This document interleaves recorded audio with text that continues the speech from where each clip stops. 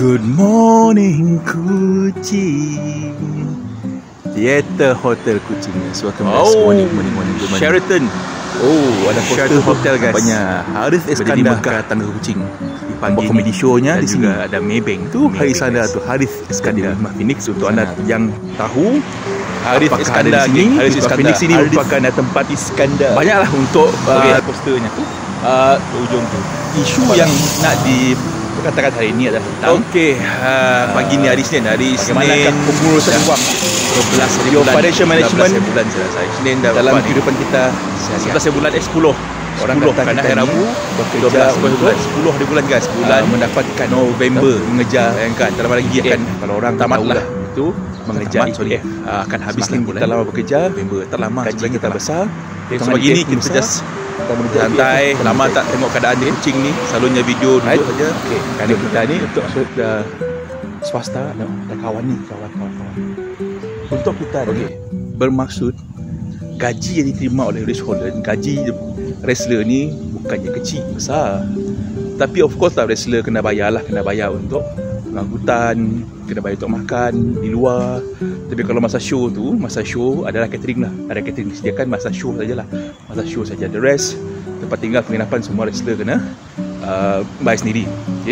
Dan gaji diterima itu kena pandai lah. Sebab you're working now, anda bekerja. Don't expect company tu bayar semua. Kerana gaji yang dibayar itu memang ngam-ngam untuk anda beli tiket penerbangan, sewa kereta, sebagainya. Itu yang difikir oleh management. Bukannya management beli sikit, besar jumlahnya tu.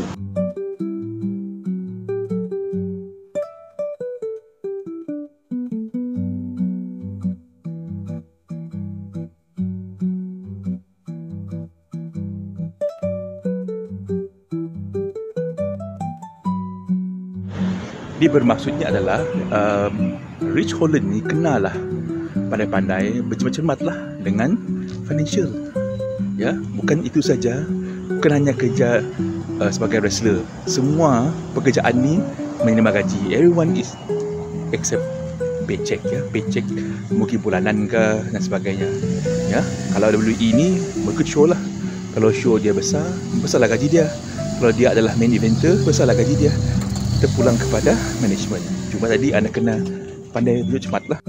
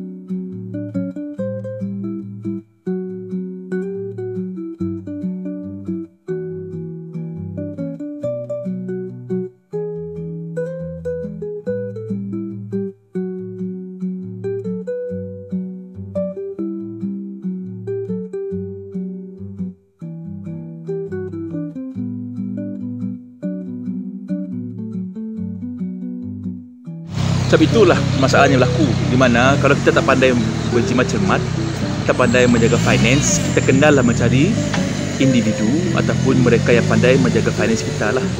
Lebih lagi kalau kita merujuk kepada kalau keluarga tu merujuk kepada wife lah, wife.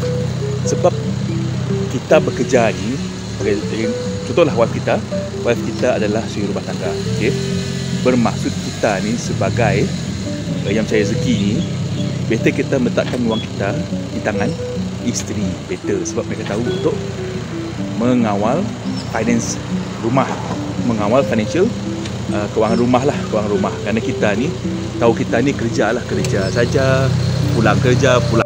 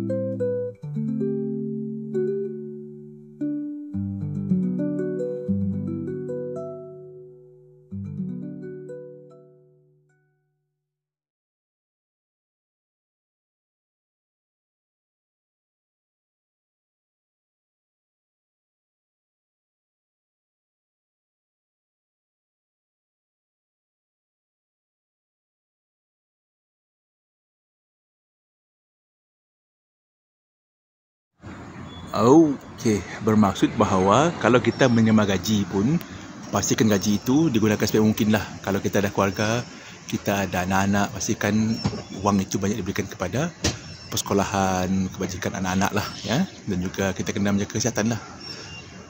Health is wealth, kata orang. Health is wealth, jaga kesihatan. Sebanyak mana pun kita punya EPF, ya, sebanyak kita ataupun perusahaan kita lah, kita pension gaji semua tu, tapi kesihatan kita tak jaga pun tak berbaloi lah, kerana wang itu nanti akan digunakan untuk penjagaan kesihatan, pergi klinik, hospital sebagainya tu. Itulah kita kena berhati-hati lah dari segi kewangan, jagalah kesihatan. Kerana okey,